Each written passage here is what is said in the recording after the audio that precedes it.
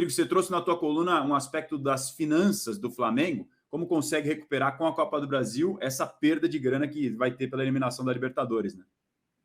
Assim, vamos ser sinceros, a premiação tem peso, mas o balanço do Flamengo era bom de qualquer jeito, estava com a indicação já de mais de 1 bilhão de receita, mesmo se não conseguisse essa classificação. Mas com essa classificação, a meta ali de premiações, 30 milhões extra, porque o Flamengo previa estar nas 2 semifinais de Copas, o que é uma previsão meio ousada, né? Os outros clubes não costumam fazer.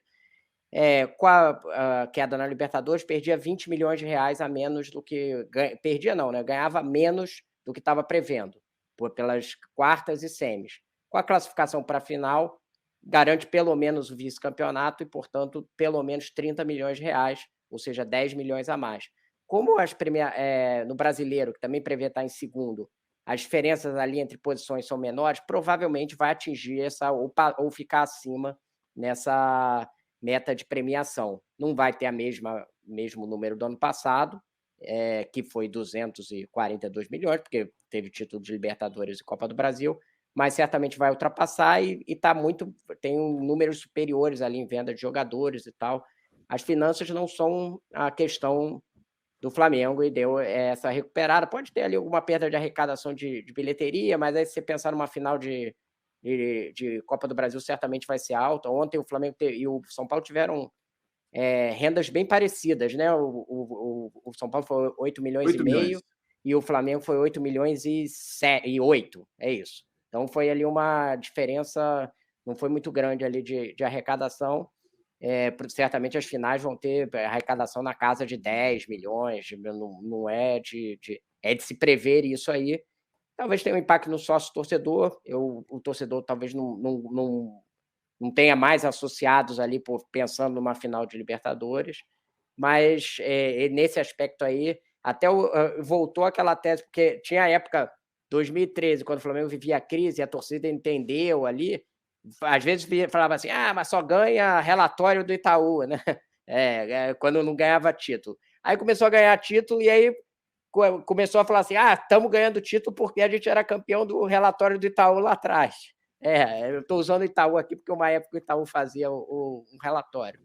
E aí agora que teve uma eliminação de uma competição doída, o torcedor está de novo falando assim, não quero saber desse negócio, a gente não é banco, cadê o...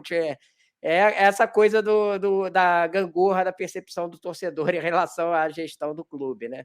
Mas nessa parte e acho que a gente tem que racionalmente dividir bem, nessa parte de finanças o clube está muito bem, continua bem, vai ter certamente uma sobra de caixa no fim do ano, e essa classificação ajuda. Evidentemente que essa parte financeira também influencia do que acontece dentro de campo. Para o Flamengo ter um elenco tão forte como tem hoje em dia, é capaz, graças às receitas que tem gerado nos últimos anos, para poder montar uma força desse nível com tantos bons jogadores juntos reunidos, o que antes era algo praticamente impossível e impensável aqui no nosso futebol. O público no Morumbi foi de 62.093 pessoas, renda de R$ 8.500.325. O público no Maracanã foi de pouco mais de 65 mil pessoas. Então isso presente, né? Aí o pagante acho que deu 60 mil, uma coisa assim. Aí seria um pouco menos aí do que talvez o Morumbi. Ou seja, a final promete, né? Mas ficou bem equilibrado. O ingresso do Flamengo costuma ser um pouco mais caro que o do São Paulo, né? Eu acho que nos jogos decisivos a diferença diminui. Eu vou até fazer depois esse levantamento direito, mas eu acho que nos jogos decisivos dá uma reduzida. Já fica a pauta para a final, né? Para as finais da Copa do Brasil, Flamengo e São Paulo, que são dos grandes campeões de público, pelo menos. O PVC, eu vou falar que você que gosta as piadas de ontem, uma que eu gostei olhando aqui no Twitter é que o Gerson finalmente virou um volante box-to-box. Boa. Essa é boa. E teve uma hora que algum jogador do Grêmio, eu não sei se foi o Bitelo ou o Ferreirinha, alguém puxou o Gerson, deu uma puxada por trás e falou assim, cuidado com o Gerson, o cara tá afiado. O Rômulo Mendonça ontem chamou o Gerson de Mike Tyson da Gávea durante a transmissão, né?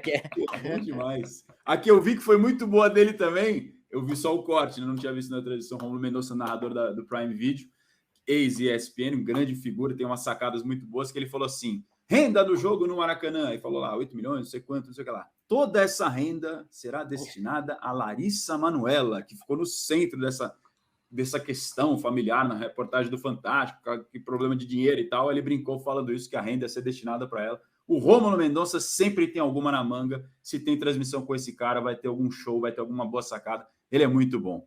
Vamos aguardar uma grande final, então, daqui a um mês. Vamos ver se o São Paulo vai estar ou não até lá no comando do Flamengo. Evidentemente, provavelmente, o Dorival vai estar no comando do São Paulo e a gente vai ter uma final gigantesca com muitos ingredientes. Rodrigo, obrigado mais uma vez pela participação com a gente, viu? Valeu, Razan. Valeu, PVC. Sempre Valeu, disponível aí quando precisar. Abraço. Precisaremos de mais vezes, sem dúvida nenhuma. Amanhã